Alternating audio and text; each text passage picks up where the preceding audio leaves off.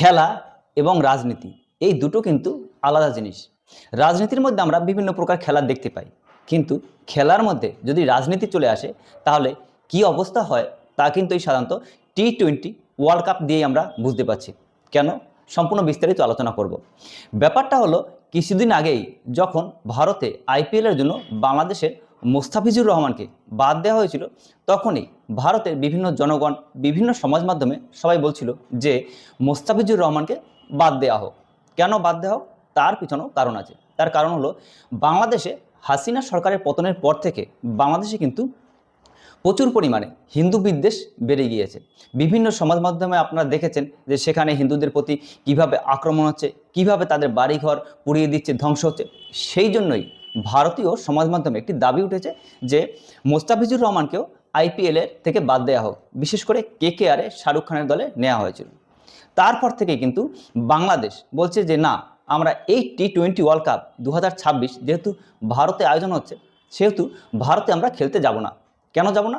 সেখানে কিন্তু তার একটি সিকিউরিটি ইস্যু দেখিয়েছে। কীরকম সিকিউরিটি ইস্যু?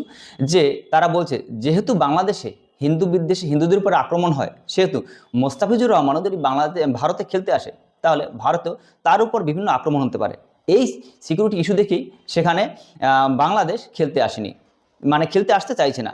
সেই জন্য কিন্তু আবার বাংলাদেশের যে ক্রিকেট টিম আছে, সমস্ত টিমকেই আইসিসির এই টি-20 ওয়ার্ল্ড কাপ থেকে বাদ দিয়ে দেওয়া হয়েছে এবং তাদের পরিবর্তে স্কটল্যান্ডকে নেওয়া হয়েছে। যেহেতু বাংলাদেশকে বাদ দেওয়া হয়েছে, আর বাংলাদেশেই এই হাসিনা সরকারের পতনের পর থেকে ইউনূস যখন এসছে, তখন বাংলাদেশ এবং পাকিস্তানের বন্ধুত্ব কিন্তু একটা দেখার পর্যায়ে চলে গেছে। বাংলাদেশ ভুলে গিয়েছে যে পাকিস্তানের বাহিনীরা তাদের 1971-এ কী প্রকারে অত্যাচার করেছে এবং তাদের ধন সম্পদ কিভাবে লুট করেছে, সেসবই বাংলাদেশে মানুষজন ভুলে গিয়েছে। সবাই নয়, 10% মানুষ। তো এই জন্যই কিন্তু বাংলাদেশের এখন সবচেয়ে বড় বন্ধু হলো পাকিস্তান। সেই জন্য পাকিস্তানের ক্রিকেট সংস্থা, পাকিস্তানের সমাজ মাধ্যম বলছে যে না, আমরাও ভারতে এই ক্রিকেট ম্যাচ খেলতে যাব না। প্রথমে এটাই বলছিল যে আমরা এই ক্রিকেট ম্যাচকে সম্পূর্ণ বয়কট করলাম। যেহেতু বলেছে বাংলাদেশকে খুশি করার জন্য পাকিস্তান আসলে এই কথাগুলো বলেছে। সেখানে কিন্তু বাংলাদেশে মানে পাকিস্তানের কিছুদিন, প্রায় 15 দিন আগেই কিন্তু তারা কলম্বোর টিকিট বুক করে নিয়েছে, সমস্ত কিন্তু কিছু তারা আয়োজন করে নিয়েছে। সেখানে আবার পাকিস্তান আরেকটি ইস্যু দিয়েছে যে ভারতে আয়োজিত এই টি-20 ওয়ার্ল্ড কাপ ম্যাচটি ভারতে আমরা খেলবো না। আইসিসি তাদের দাবি মেনে 15ই ফেব্রুয়ারি যে খেলাটা ছিল সেটা ভারত থেকে কলম্বে শিফট করেছে। এখানে সাধারণত দুটো কারণ হতে পারে। আইসিসি যদি পাকিস্তানকে বলে যে তোমরা ভারতের সাথে 15ই ফেব্রুয়ারি যে ম্যাচটা ছিল সেটা কেন খেলবে না, পাকিস্তান হয়তো বলতে পারে যে বাংলাদেশ খেলবে না, বাংলাদেশের সিকিউরিটি ইস্যুর জন্য আমরা এই ম্যাচটি বয়কট করলাম। এখানে আরেকটি গুরুত্বপূর্ণ ইস্যু আছে। পাকিস্তান ক্রিকেট বোর্ডের যে প্রধান আছে মহসিন নকভি, সে কিন্তু একজন পাকিস্তানের মন্ত্রীও বটে। অর্থাৎ পাকিস্তান ক্রিকেট বোর্ডের প্রধান কে হবেন সেটা কিন্তু পাকিস্তানের রাজনীতিবিদরাই ঠিক করে দেন। এই যে পাকিস্তান ক্রিকেট বোর্ডের প্রধান মহসিন নকভি, এ কিন্তু আবার এই যে আসিম মুনির আছে তারই ঘনিষ্ঠ।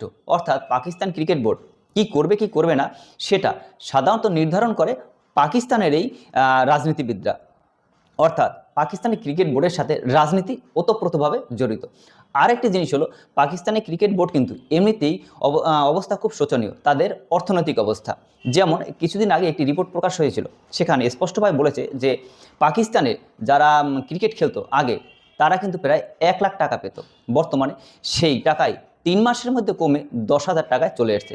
আর পাকিস্তানে যে পিএসএল হয়, লিগ হয়, সেই লিগে একজন প্লেয়ার যা পেত তার প্রায় অর্ধেকে নেমে আসছে। এবার পাকিস্তান যদি এই ম্যাচ না খেলে তাহলে কিন্তু দুটো কারণ হতে পারে।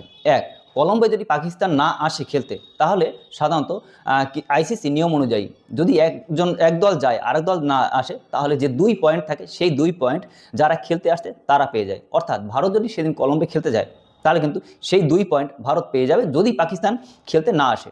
এই ম্যাচটা বয়কট করেও কোনো প্রকারে ফাইনালে ভারত এবং পাকিস্তান উঠে যায়, সেক্ষেত্রেও কি পাকিস্তান এই খেলা বয়কট করবে? আর এটা হতে পারে পাকিস্তানের এই যে প্লেয়াররা আসছে তাদের যাবতীয় খরচ, স্পন্সরশিপ সব কিছু কিন্তু আইসিসি বহন করে। সেক্ষেত্রে যদি এই খেলাই বয়কট করে, সেখানে কিন্তু পাক ক্রিকেট বোর্ডের উপর তারা বিভিন্ন প্রকার স্যাংশন লাগিয়ে দিতে পারে এবং তাদের জরিমানাও হতে পারে প্রচুর। আইসিসির ইতিহাসে এই ক্রিকেট খেলতে না আসাটা এটা কিন্তু প্রথম নয়, এর আগেও হয়েছে। 1996 খ্রিস্টাব্দেও অস্ট্রেলিয়া খেলতে আসেনি সিকিউরিটি ইস্যুর জন্য কলম্বে, এবং 2003 সালেও অস্ট্রেলিয়া খেলতে আসেনি। যদি কোনো দেশ খেলতে না আসে আইসিসি নিয়ম অনুযায়ী সেই 2 পয়েন্ট কিন্তু অন্য দল যারা আছে তারা পেয়ে যায়। বিশেষ করে বাংলাদেশের যেসব ক্রিকেট প্রেমীরা আছে তারা হয়তো ভাবছে যে দেখো পাকিস্তান আমাদের জন্য কত স্যাক্রিফাইস করছে, তারা আমাদের জন্যই ভারতের সাথে খেলাটা বন্ধ করেছে। দেখো যদি পাকিস্তানের স্যাক্রিফাইস করতেই হতো তাহলে তারা এই টি-20 ওয়ার্ল্ড কাপ কিন্তু সম্পূর্ণরূপে বয়কট করতে পারতো, তা তারা করেনি। যেহেতু তাদের অর্থের প্রয়োজন এবং অন্যথায় যদি এই ক্রিকেট ম্যাচ সম্পূর্ণরূপে বয়কট করে তাহলে কিন্তু পাকিস্তানের ক্রিকেট র্যাঙ্কিংয়েও তারা কমে যাবে। অর্থাৎ পাকিস্তান ভাবছে আমরা তো যাবই, সাথে বাংলাদেশকে নিয়ে শেষ হব। এই ব্যাপারে আপনার কি মতামত তা অবশ্যই আমাদের কমেন্ট সেকশনে লিখে জানাবেন। দেখা হয় পরবর্তী ভিডিওতে। Thank you.